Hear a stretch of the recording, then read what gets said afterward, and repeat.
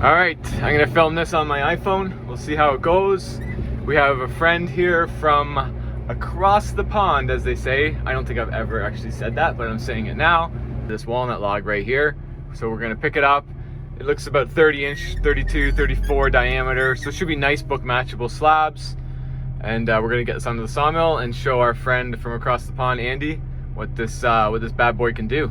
So it's obviously winter time here. The snow, she building up. Telehandler, don't mind. I just show you this thing most of the time. If you didn't know, this is called a telehandler or zoom boom. So they have an extension boom or arm, I guess you could say, with the forks are attached to it. You could put a bucket on it. This one will actually go 50 feet. The main advantage to having this boom is safety, as well as it's just awesome because you can reach over stuff. And this little gray thing here will bring the boom back in. There we are. That's our friend Andy. Back to the mill. This is gonna make it go forward. Flick, and my speed. All right, there she goes. Check reverse. So I just flick this down. Doot, doot, and speed, and we bring her back. Okay, we're gonna bring her down a little bit. I'm gonna tension the blade right here.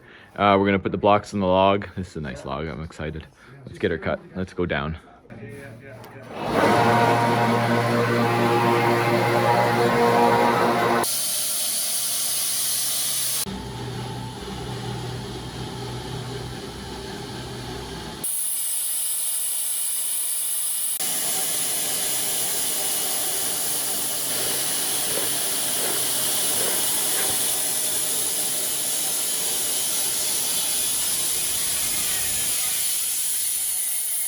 All right, waste cut is off.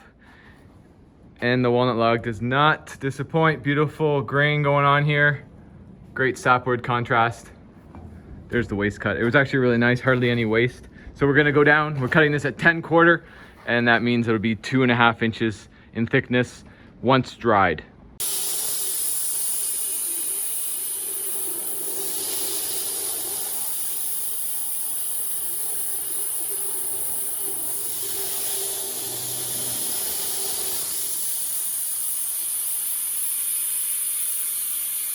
All right, as I was saying all the nice things about the telehandler earlier, the starter is toast. We've been having issues with it for like way too long.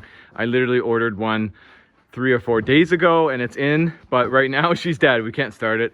The old trusty Kubota, we were able to kind of sneak her in here. We're gonna start pulling the slabs off. We got 3 slabs cut, so let's check out what this grain looks like. All right, here's the first slab. We just flipped it over. Look at that contrast between the heartwood and the sapwood. And we can already see it, Andy, this is what I was saying about the color change.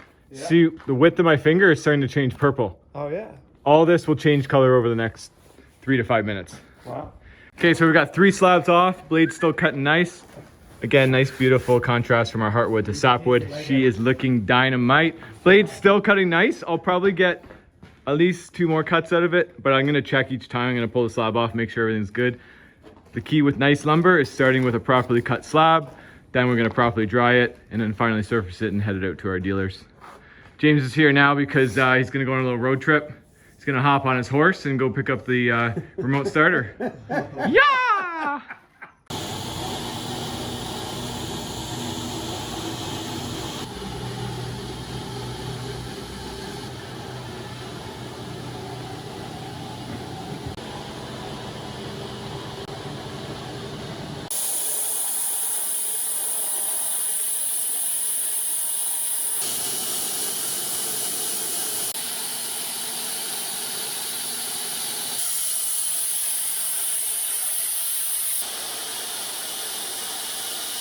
3 slabs here, 4 slab on there right now. I think the blade's dull, but I think it was cutting flat, but I went really slow.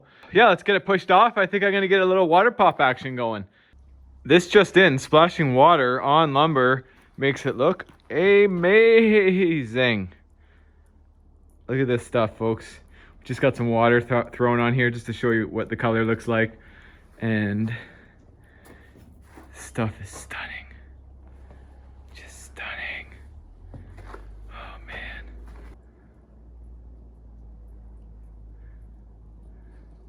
I do have to change the blade, so I'm going to release the tension. Release the tension. There it is, the tension's been released. We still come over here though and we push down on the blade, and that's going to pull the driven wheel all the way over, giving us some slack to get the blade on. So I'm going to open these covers, take this blade off, put a new blade on. Fortunately, I have a whole lot of dull blades, but look right there. A whole stack of fresh, brand new spanking blades. So I'm going to throw one of those bad boys on. All right, everyone, if you didn't know, I am owner-operator, Legacy Lumber, Canadian Woodworks. Been at this for like 12 years now. Sawmill company, lumber, 5 years or so. And just got into this for the love of woodworking, love of wood, and honestly, the love of the lifestyle this type of profession offers. And I'm still in love with all of that. But my job has changed. My companies have grown. The jobs have grown. The amount of lumber has grown. All great problems or opportunities to have, I must say. And I do enjoy sharing it all the time. Not all the time. As you see, I don't share much lately. I want to share more. I'm trying to figure out how to do that while just running the companies. That's the one thing pretty different from me versus a lot of these other YouTubers. What I was trying to say is filming this, it really slows you down. It really slows you down when you're running an actual company that you're like, I'd rather cut 5 logs by now versus the 1 log, because really my real business is selling the wood that we're cutting there. So it's like, why do I spend so long to cut 1 log, film it, and make a video out of it? It actually started just by wanting to do that. I had no ulterior motive other than I thought what we do here is really cool. I know I'm a woodworker at heart, and I love seeing this kind of stuff. So I just kind of wanted to share my chair making, running of my businesses, furniture making, all that stuff, as well as the sawmilling and drying with anyone who would watch, which is you guys right now. So I want to say thank you to that. I'm going to get back to work. Hopefully I don't cut myself on these brand spanking new blades, but I'm super excited because a brand new blade's like, that's the nicest thing if you're a sawmill operator.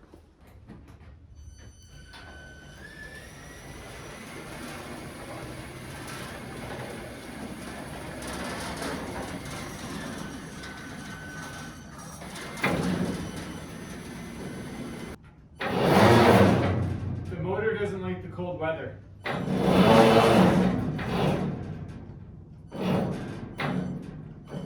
There it is.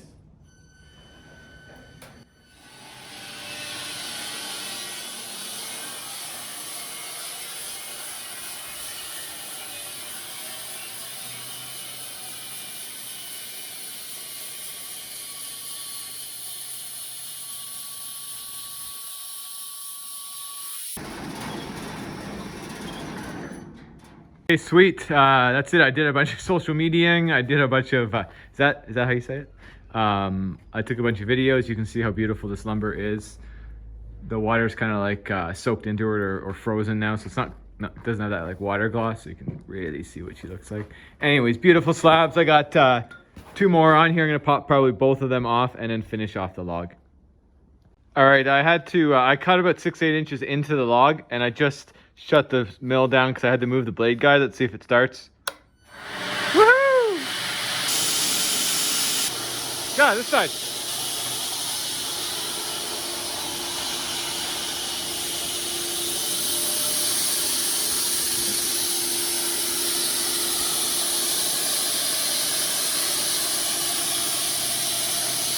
Okay, James showed up just in time to help. I just finished the last slab, and we're going to get these pushed onto the Kubota. The stickering rack's just behind there, so I'm actually gonna get these all stickered right now. So thank you, James. Look at how nice this walnut. The color's just stunning.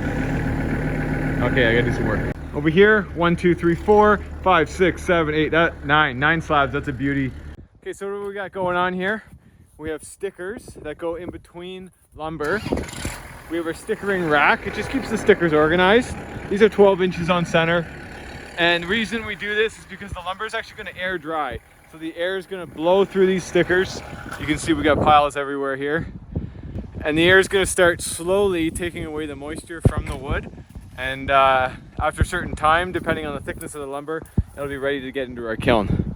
So basically you're just watching us struggle here in the snow. So I hope you guys enjoyed this Slaburday Saturday. I'm out of breath because we've been moving these big giant slabs. The walnut turned out beautiful. I was thinking about moving these myself. Thank you, James, for showing up. Because even with his help, I'm out of breath. So there's another Slaburday Saturday. Beautiful walnut. Beautiful, beautiful walnut.